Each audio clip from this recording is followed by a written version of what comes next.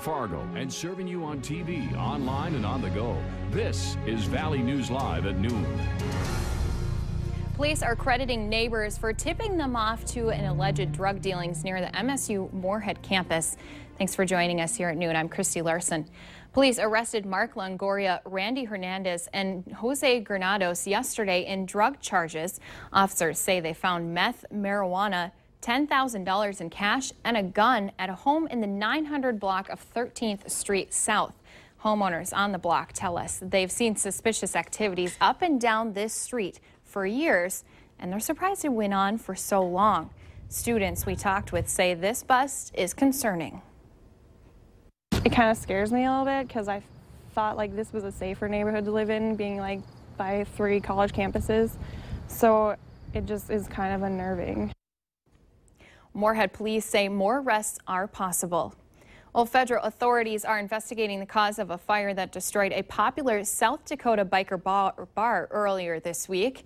A team from the Bureau of Alcohol, Tobacco, Firearms, and Explosives on Thursday started investigating the scene at the Full Throttle Saloon in Sturgis.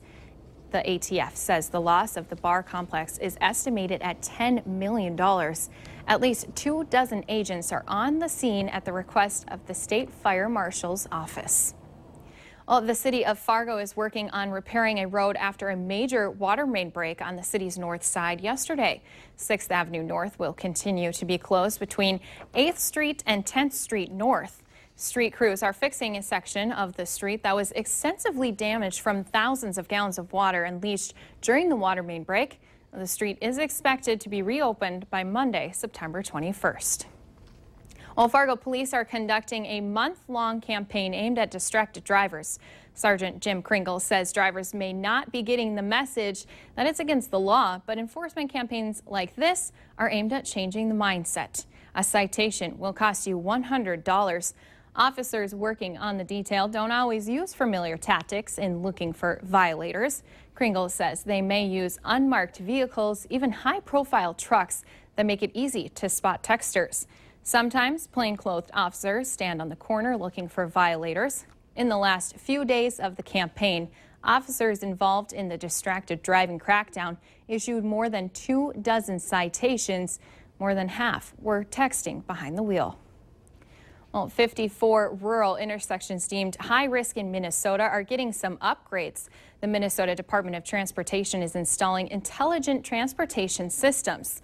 The locations were chosen based on factors like limited visibility, traffic volume, and crash history. The systems used a combination of traditional signing, flashing lights that turn on when traffic is approaching an intersection, and sensors that trigger the lights to flash.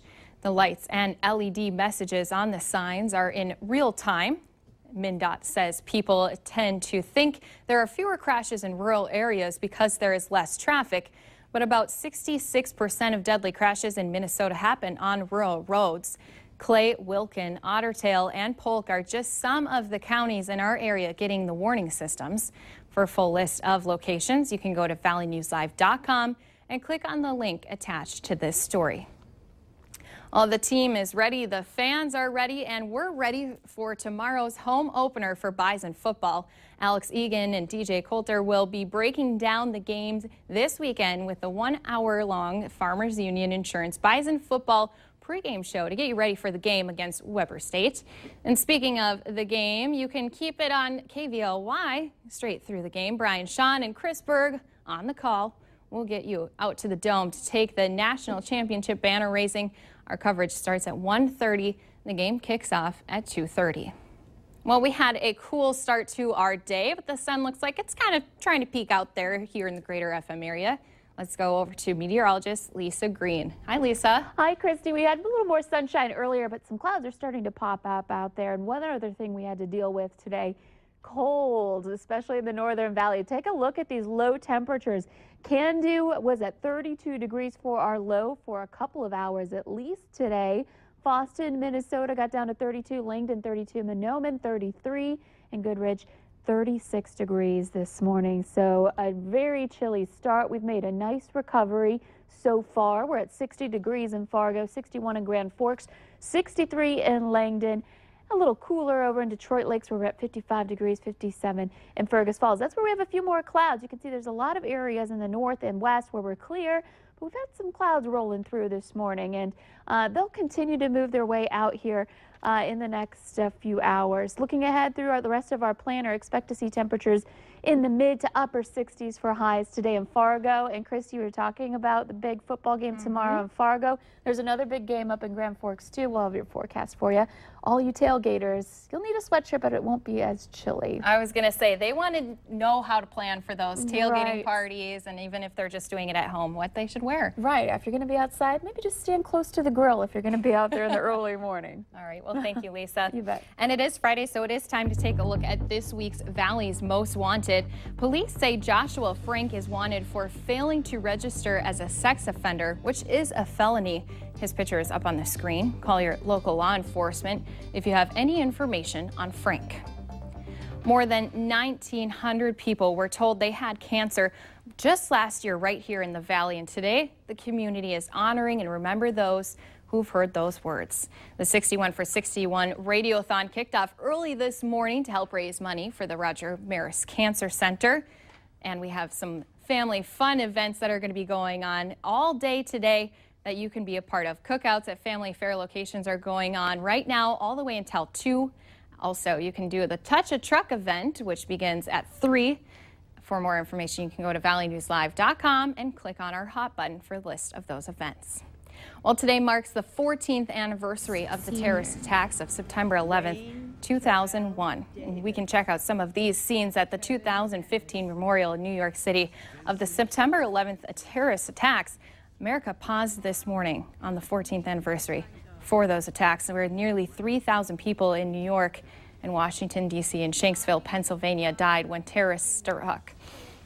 New York City marked that anniversary also with a moment of silence this morning. It occurred at exactly 8:46 a.m. Eastern Time. And that's when a hijacked plane crashed into the World Trade Center's North Tower exactly 14 years ago. The South Tower was struck just 17 minutes later. More than 2,700 people were killed when terrorists intentionally crashed the planes into the World Trade Center towers.